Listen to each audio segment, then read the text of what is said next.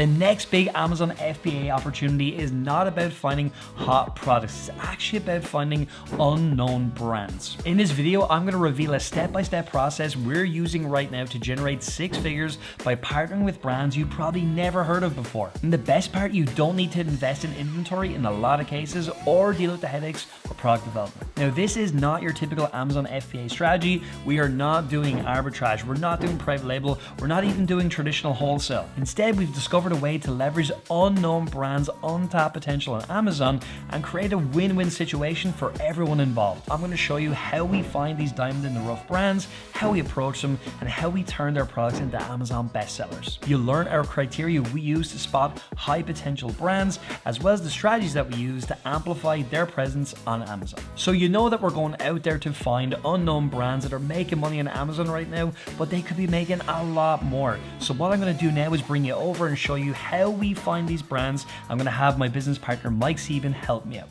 What we're going to be using here today is a software called Smart Scout. And before you run and go sign up for Smart Scout, bear with me. I'm going to show you how we use it and how you actually find these different opportunities. So just logging in here, I've went to the brand section, and in here, Smart Scout is actually scraping all of Amazon's data. There are currently 568,157 unique brands available on Amazon. That is absolutely crazy. And they actually rank it all by monthly revenue. So as you can see here, Apple, no surprise, coming in number 1. They do $467 million every single month on average selling on Amazon. And they don't even sell actually all of their products. It's mostly accessories and things like that, which is absolutely crazy to think about. And so what the software really does is it helps us sort through very, very large amounts of data. And the most powerful part of it is we can filter through, because we do not want to look at thousands, let alone tens of or hundreds of thousands of brands to get where we want. We want to find all of the brands that are needing our help and are going to be good opportunities for us to actually work with. And so what we're going to do is we're going to use the filter tab. So up top, it's going to open up another little screen here. And so what we need from this is we need to give it a couple parameters to try to bring down that over 500,000 search results. So things that I like to start with, first and foremost, you can create a save filter if you want to come back to this time and time again, but we'll start from scratch here together, build this out together. So if you're wanting to search specific brand names for whatever reason, that's available. This one's really important, primary category. What we're going to do is we're going to start with one category, get the information that we need out of that, and then we can move on to a different category. So this is going to have all of Amazon's major categories. So Steven, this is where I'm going to ask for you to come in. Give us a category. I'll scroll through a couple of them, but if you have a category in mind that you want to start with, take us away. Between a couple, I'm thinking baby products or health and household or home and kitchen. They're my 3 that could be worth looking at. What do you think out of those Let's 3? do health and household. Let's pop in and do health and household. It's a big, broad category. That's what I like about it. That's what I was thinking. There's lots of brands in here. Again, it's something that's not very seasonal as well, which is kind of good. So I think for the tutorial, it could be a useful thing. Next is Amazon in-stock rate. I actually think that this is really important because then we can look at brands that we know are not selling directly to Amazon, and Amazon dominates all of the listings. So that's really important.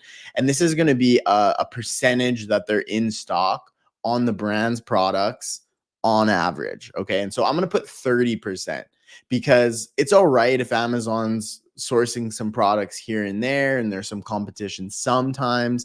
We just don't want them dominating all of the listings. So I'm going to go 30%. Average number of sellers. I'm going to leave this blank because we actually care more about average number of FBA sellers, right? Because they're still going to be our biggest competition. Same thing with wholesale and reselling. Average selling price. We can put some stuff in here. I personally like to have a higher ticket product. And when I say higher ticket, I don't mean $200-300. I mean, $30+ dollars. And so I'm actually going to come in, I'm going to put a minimum of $25. The reality is if you're selling products that are like $6, $7, $8, it's really, really difficult to get profit on Amazon. So I'll go 25 and then I'll put a maximum of not 1,000. I'll put $100 for a maximum here. That's important. Monthly revenue. This is another important one, right? We want to work with small brands, not ridiculously huge brands. We're not going to approach Apple or Nike or HP that sell $100 million plus a month. We're going to approach some of these smaller brands that are struggling and need our help. Equally, we don't want to sell brands that sell nothing on Amazon. Okay. So for purposes of this demonstration, I'm going to keep it nice and low. I'll do $2,000 per in monthly revenue. And then I'll probably put a maximum on it of about 100,000. Right? Because if we're going to come in and start buying some product potentially for some of these brands, we're going to want to make sure that we can, buy a decent amount of product that they sell online. And that doesn't mean that you need to spend, 50, 60, $70,000. There's going to be other sellers on these listings as well. We're not going to have to buy all of the products, but staying under 100,000 keeps us away from the really, really large brands out there. That was the key point I wanted to make there, Mike. You just said, just so you guys are watching, just so you know, like we're not going to buy every product that a brand has. We're still going to cherry pick. We're still going to find the different products within the brand that make the most sense for us. So just to cover that as well. Yeah, absolutely. Size doesn't really matter. Reviews doesn't matter. Total product count does not matter.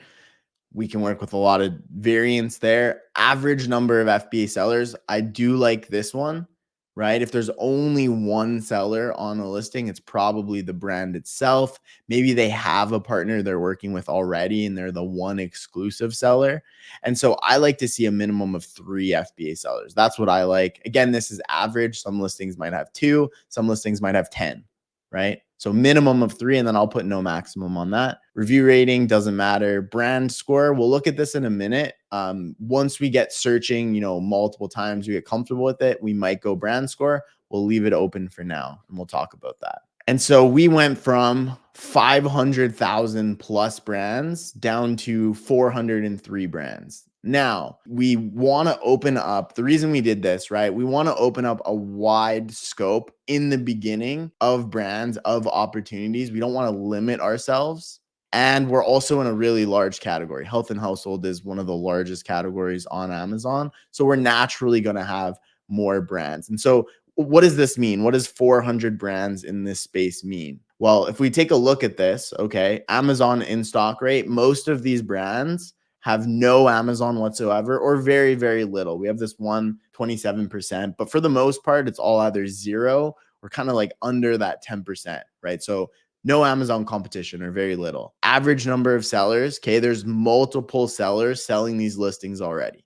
There's a proven concept, there's proven products being sold on the platform. Okay, average price, we talked about. Here's the monthly revenue. This is all sorted by monthly revenue from highest to lowest. When I look at brands, I like to work from lowest to highest, so we can reorder that in just a second. Very easy. Monthly units sold. This is really nice to have as well. Start to get an idea of like how many units it takes to like take over the entire brand eventually one day. The brand score, we'll look at individual brand score when we get into it. Dominant seller, this might be a really good one for understanding if like the brand is selling themselves, right? Or if there's one authorized seller, we can take a look at that. And then the rest is just kind of additional information. And so what do we do from here? Right? Again, I said I like to start from smallest to biggest. So what you're going to do is just click that estimated monthly revenue. It completely resorts all of these brands. And all we're going to do is we're going to start going in and looking at some of these opportunities and identifying where some of these opportunities might be. And so in order to do that, we're going to click this little magnifying glass next to the brand. And we're going to go to what's called the brand dashboard. Just one second, I want to tell you, we have an upcoming class where we're going to be revealing how we do this in detail. If you jump down to the description right now, click on that link, you can register totally for free. We're going to break everything down. All right, back to the video. So this is going to tell us a couple of different things. It's going to tell us the estimated monthly revenue, which we would have seen. It's going to tell us also the brand score. And so if you hover over, it says Smart Scout composite score useful for comparing brands. And so what this score actually is how well the brand is optimized on the platform out of 10. Right? How good are their photos, the title, the bullet points, the storefront, the A+ content, all these things that we looked at last video, right? How well are they really doing it out of 10? And so a brand score of 3.8 is not good, right? They're struggling. They need help. There's a bunch of different things here that we can see in terms of information, but really the next thing that I like to look at is products. And so this brand, as you can imagine, not many products. There's only actually one product that they have, a revenue of about $2,000. So what I like to do is I like to pop over to the listings and start to understand exactly what's going on. And I'll change my location just so we can get the most accurate data because we're looking at Amazon.com. It really sucks is my first reaction. Yeah. Absolutely. And so these are the kind of opportunities I actually get super excited about because as you can see right away, like let's break down this listing. We won't do this for, every single brand, but you would if you were doing this process. Start to look at, even from a really basic standpoint, how well is this listing created? Okay. Let's first start with the photos. Okay. One photo, it's not super straight on. You can see some of the edit or some of the text on either side. An okay photo of the product. Photo number 2 is literally just the whole label. And even if you click on it, you can barely even read this. Can't make out almost anything on this label. So blurry. Not useful, so blurry, not great at all. And then the third image of the label, right? This does not tell the customer really what this product is, how it helps them, what the benefits are, how it's superior to other products. None of that, right? Let's look at the title. The title is 1, 2, 3, 4, 5 words. That is just the product name. Traditional supplements, red yeast rice. That's all it is, right? Huge room for improvement and opportunity there. Okay. Bullet points. What bullet points? There are no bullet points for this item. So there's massive opportunity here. They are absolutely missing out in so many instances, right? For those of us that are familiar with Keepa, this is not going to be a master class on Keepa, but it's another thing I like to look at just to understand, how is the pricing on this item? Who's selling this item? What's kind of the opportunity here? And so I just do a quick kind of pull through of the Keepa graph. And what I'm looking for is a lot of the same stuff in traditional wholesale and you'd look at in reselling, right? We want somewhat of a consistent price, somewhat of a consistent rank. We want multiple sellers on the listing. So even just scrolling through here, we can see very clearly this price is very consistent. Most of these sales being made are actually FBM sellers, not even FBA sellers. So consistent price, multiple people selling it, relatively consistent sales rank. If we scroll down, there's no A+ content or anything additional done with this. This brand's probably not even brand registered. One of the best ways you can tell is if they have A+ content. And then also if you click on where it says brand here, and if it takes you to a search page, no brand store. So this brand probably isn't even registered with Amazon and is very clearly being sold by other third-party sellers. So this is a prime example of something that would be a massive opportunity for a couple of reasons, right? One, they only have one product on the platform, right? Most brands have more than one product. So there's an opportunity to not only take on one product, but potentially buy more products and get more products onto the platform for them. The listings are absolute garbage. Mind my language there, but they're not good, right? There's a huge opportunity here for improvement. even if it was just rewriting the title, the bullet points, the description, something we teach you how to do whenever we decide to work together with a beautiful software. And we've created a really, really good system for going in and doing this. Also, there's actually only a couple of sellers selling, right? There's not like hundreds of different sellers selling this product, but there all are multiple, which tells us that they're sourcing this product from somewhere, whether it's a distributor or the brand, and they're selling it actively. It's been selling for 2,770 days. It's been selling for, what is that, 7 or 8 years consistently. Yeah, I think it said 2012 might have been the launch date on it whenever I saw it in Smart Scout. I could be wrong about that. But it's been around a long, long time. Yeah. One question I have for you, Mike, that might be running through some people's minds now as they're watching this is like, when you go, if you want to improve this listing, is that something that you can just do? Is that something that we can do? Or do you have to get special permission from anybody? Or obviously, we're not going to go into the full details of it because we don't have time, but like, how does that kind of work for anybody who's just wondering, like, oh, could you just connect that dot for me? Yeah, absolutely. And so the way that Amazon works on the back end, again, we're not going to get into full depth, but there's something called contribution rights. Okay. And it's like the closer to the top of the ladder you get, the more ability you have to make changes. And so the beautiful thing about what we're talking about here is we're going to work directly with the brands. Okay. We're going to work with them to get their brand registered on Amazon. And those people that have registered brands or what we call agents, the people like us that are working with the brands, they will actually have the maximum contribution rights, the maximum ability to make changes. So whenever we create these partnerships, we work with them, we register their brands. Now we'll have the full ability to go in and make any changes that we wanted to. We can come in and optimize the title, the bullet points, the main images, and do any changes that we might want. So all that work that we actually put in up front of doing that, it's built in so that other people can't come in and like sabotage that. Right? They can't say, Yeah. oh, this seller is taking over and they're working with the brand and they're making lots of sales. I'm going to come in and like mess up their title and mess up all of the photos. They can't do that because now we have the rights to be able to do that, which is absolutely a beautiful thing about the system. Yeah, it's pretty big. Back in the day, there was a lot of what they call hijacking, list hijacking, where people would come in and do stuff like that. Amazon brand registry is so important now because it's helped protect against a lot of that type of stuff. We showed you that in the first video. We also showed you an example of what like a good store looks like in the first video when we looked at Beachbody, and we showed you what their listings look like. So obviously that was that video, but if you contrast the two of them, you can see the difference really in this one compared to what we showed you in the last video. So yes, there's some work up front to do to improve these things, but we do have a process where we have a software, like Mike just mentioned, that actually does a lot of the work for us. And also, here's another thing. This company here, it's doing anywhere from $2,500 to maybe as much as $34,000 in monthly revenue with the worst listing ever. Like, what would happen if it was improved massively and was very heavily optimized? The images were improved.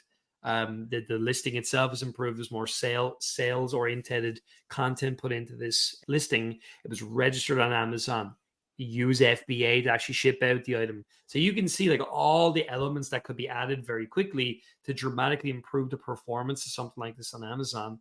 And again, a company like this might potentially love us coming in and saying, hey, we can do all this. Because here's the thing. I don't know the red yeast rice market that well, but I know it's a huge market. And so in order for a company to be able to take a bigger slice of that market and get more market share, they really need people like us, because the people that are selling supplements like this, they're really good marketers typically, or they have good partnerships with people like us who are really good marketers. So like as you get into these types of categories too, where they're more competitive, all the more reason why these companies need people like us who can come in and amplify the performance of these brands, right? Become a brand amplifier. That's what we call ourselves, by the way, being a brand amplifier. So if you're loving this video, we have an upcoming training where Mike and I are going to break this down in even more detail and show you examples and so much more. If you want to grab access to that, jump down below right now, click on the link in the description. And just to let you know, spots will be limited for this call, so register as soon as you can right Click the link, back to the video. Awesome. So let's dive back in. We've identified an opportunity. Where we would go with it is it's checking all the boxes for me, right? We'd add them to a list and then we would reach out to them and just have this conversation. But what I want to do is take a look at a couple of others just to show that, this wasn't necessarily a one-off. And let's take a look and see what we're able to find. I'm just going to work down this list, open up the dashboards, take a little bit of a look. And what I always see is the best opportunities is when this brand score is a lot lower. So anything under like an 8 is usually identifying some opportunities. But let's dive in and let's see. A lot of these smaller brands, yeah, probably, one product. Here's a desktop table dustpan by Iris Handwerk. Maybe this is an opportunity. Let's take a look at, the Keep a chart. Take a look there. There's multiple sellers selling it or sharing the buy box. Very, very consistent on pricing. One thing that I do see here is they at least have multiple different photos, even if they're kind of just different angles of the product. Doesn't really paint a really fantastic photo. The title is definitely not optimized very well at all whatsoever.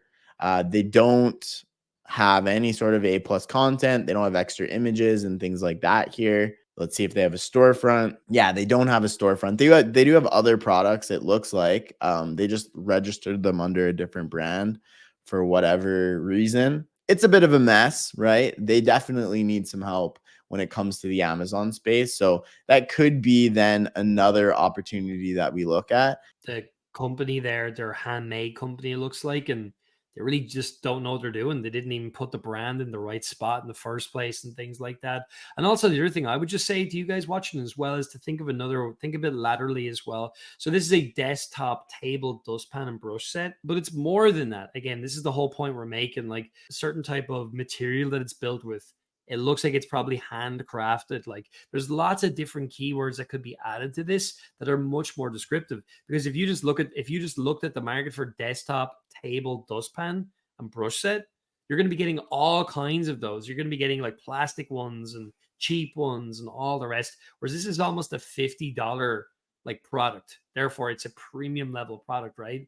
And so it has to be marketed as a premium level product. You see, the key to the way we teach wholesale and reselling particularly is we don't have to do all this stuff. It's already done, and they're bigger brands or well-known brands. These are smaller brands. We got to come in and be the marketing partner as well. That's another big deal. And like Iris Handwerk, they're really relying on the fact that Iris is well known. And Iris, if you're watching, no offense, I've never heard of you before.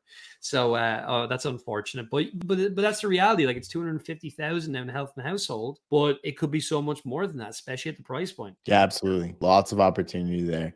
And so what we would do doing this research is we would go and even just looking at these subcategories, I want to show even through the first two, we saw there's a variety of different types of products, that it's not all just one type of product that we can look at, right? This works even within health and household. We have red yeast herbal supplements. We have household dustpans, vitamin C supplements, blended vitamins and minerals, first aid ointments, trash bags, body creams, prenatal vitamins, multivitamins, household cleaning products. So there's a wide variety of products that this really works with. And so the opportunity really is, right? Go in, use these filters. We're going to go and we're going to find, right? The key going to be here is low brand score, multiple sellers. We pop into some of the listings. I want to see one that has at least some multiple products here. Let's do this. Okay.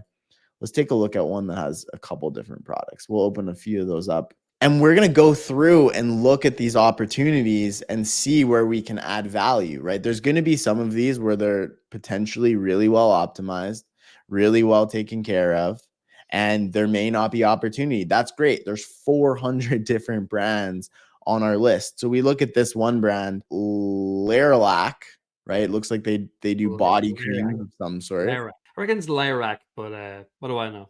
Lyrac. Perfect. Awesome. When we talk to the brand, we'll ask them. We'll settle this once and for all.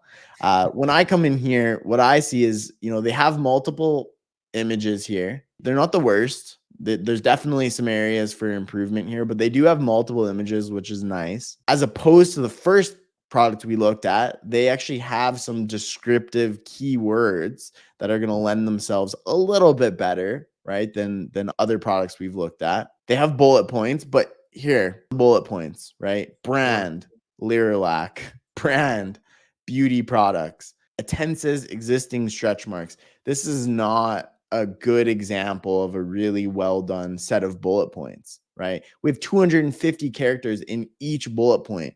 We can do 5 to 6 bullet points depending on the category. There's a wealth of opportunity here to be able to go in and make optimizations. No A+ content as we scroll. We don't see all of those extra photos that we saw with the Beachbody. If we click on the brand, no brand store. It just does a search of the brand on Amazon. And so again, somebody has come in, done a little bit of work. They've probably pulled photos from just like the website from the brand. Okay. They wrote a few different good sounding keywords into a title, and then they did nothing else with the listing. Right. And if we look on Keepa, again, we're seeing a lot of the same trends where it's a few different sellers. We have 7 different offers, 7, 8 different offers here. Very consistent pricing, even if we go out a year. Well, this really just started to get ranked and really started to sell within the last year. And then as soon as it did, we started to get a really solid price point. It's been very, very consistent ever since, right? All at $35, it's selling for like $34.30 now, going down a little bit over time, but overall really, really consistent pricing. And so it's these types of like smaller brands, when we're looking at them this way, that we're going to find a lot of those key opportunities, right? And even if we can go in and we can get better photos, we can rewrite a title, we can add new bullet points, we can add some A+ content, or at least a great description, there's an opportunity to 2, 3, 4x products. And so if we look at, this opportunity, let's look at this one product. This is why I wanted to look at a brand with just a couple products here. Say we were able to double this brand. Okay. We took 4 listings. That's all they have. We were able to put some upfront effort and work into it, and we were able to double this brand. Well, this product would be $5,000 a month in revenue.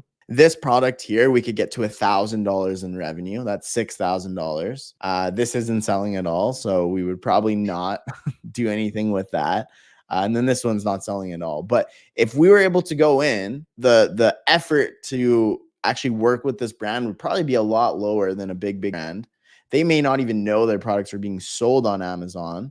We put in a little bit of effort and we could make, 150, 180, so 180, 200 sales per month, adding onto this existing brand just by optimizing the listing. That's not even talking about any sort of advertising, driving any external traffic with the brand, any of these extra things. And this is very, very typical to see, especially with a really, really small on Amazon brand like this. And so oftentimes these brands, like we mentioned in video 1, what are they doing, right? Where is their focus? Their focus is on branding their products and making great designs. Their focus is on working with their retail and distribution partners, big chains and the small mom and pop stores, as well as the big distributors that we would kind of traditionally buy from in the wholesale market. And so they're very clearly, from everything we're seeing, not focused on Amazon. And so here we can come along and we can say, hey, we see that this is where you're at on Amazon. And I've talked to many brands that have said, like, I didn't even know my products were selling on Amazon. I can't even find my products on Amazon if I were to look. I don't know how these other people are actually getting access to our products, right? And we show them these listings and we say, like, look how poor your brand is being represented on Amazon. People are finding this. They are buying it. We can see that information. And I doubt that that's how you want your brand to be shown to the world. And so we create, Stephen, these natural scenarios in which they're actually asking us for help. Yeah, but like I was just looking at this brand. This is the Lyrac, or I'm not sure how we said Lyrac, whatever Mike just said a minute ago. But like you can see, like this is not some tiny company. Like even here, look, international, right? Look, but down here, like you can just, they look like they're likely a pretty big brand. Like they don't look like they're tiny. They've been around a little while now. So again, just looking at this, like Mike just said, it's very possible this brand may not even know anybody is actually even involved in this, And so they look like that they sell in multiple different countries as well, which I think is interesting also. So we're not saying that you're going to become a gazillionaire overnight selling that particular brand, but that's just to show you one of hundreds and then hundreds of thousands of brands that are on Amazon. And what's also going to happen is when you start with a smaller company, we showed you how we took that one brand, 2 and a bit grand in the first month of revenue, right up to over $100,000 in a month now. So that's a 50x growth. Who knows how big some of these brands can go to. There may be so much more room. And also, they may have a bunch of different products they don't even have on Amazon, and that could be an opportunity down the line as well, potentially, because you have to remember like how Amazon operates too. And so if these brands are well known in a particular space, it's quite likely people are searching those brands on Amazon trying to find them.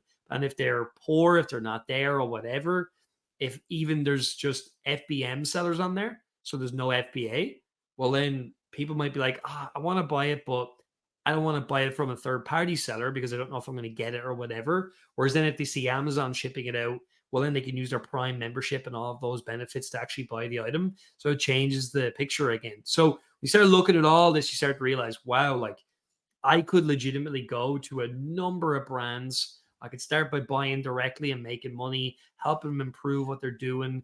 Even as we showed you examples today, get them registered on Amazon. It's a huge value add. And I know you might be worried, well, what if I do all this work and they get rid of me? That's why we have contracts. That's why we do the things we do. But also, I run many different businesses. Mike is involved in many different businesses.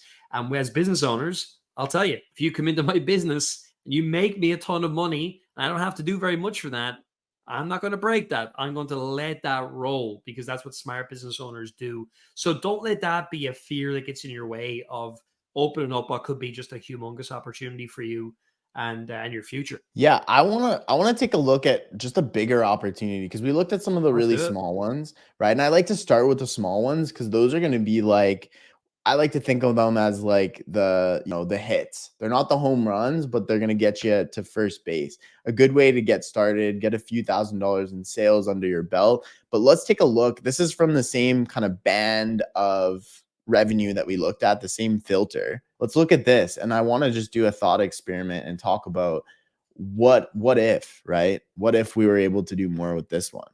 So this is a BioClinic Naturals. All right.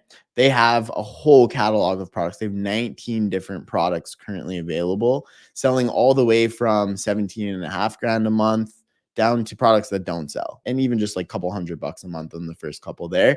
But I'm going to take their best selling product, sells about, $17,000, $18,000. And let's take a look at that level, something that's selling almost 200 units a month, almost $20,000 a month in that one single product, what some of these listings look like and where we're at. 3 photos. As you can see, this is not even taken on a good iPhone. I don't understand how photos like this still make it up on Amazon, but we have 3 different views of the bottle, right? Someone's just literally turned it and taken this with their iPhone 4 and uploaded it to Amazon. Here's the title. It's just the name of the product. No benefits, doesn't tell the customer, how this helps them, why it's better, any sort of, extra features. Little bit more with the bullet points, but there's still a huge opportunity. Absolutely. Okay, if they would have taken the effort that they put into the bullet points and actually put that into the title, this would probably be selling, way, way better. We go to the Keep a chart. We actually see something really interesting. Okay, the price of this product is actually increasing over time. And there's multiple people selling this. There's Shop Healthy, there's Verisure, Holistic for All. So there's multiple people already selling this item, and clearly nobody is doing anything to make improvements on this product, right? And so that being said, there's already enough awareness and enough traction on this item that it sells nearly $20,000 a month.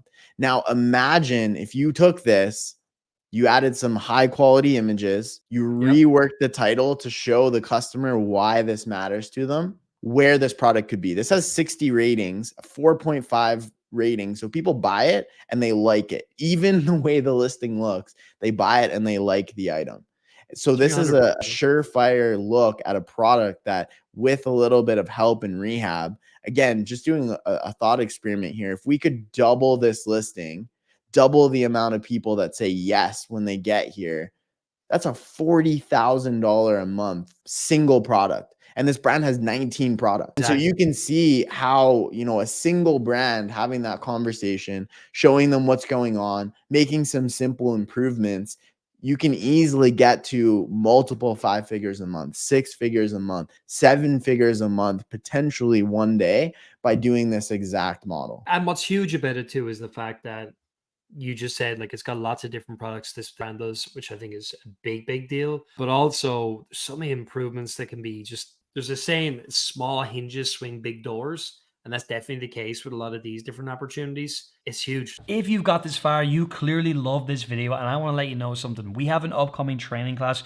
we are holding where Mike and I are going to go into this in so much more detail. If you want free access, jump down below right now to the description, click on the link and get yourself registered, and we can't wait to see you there.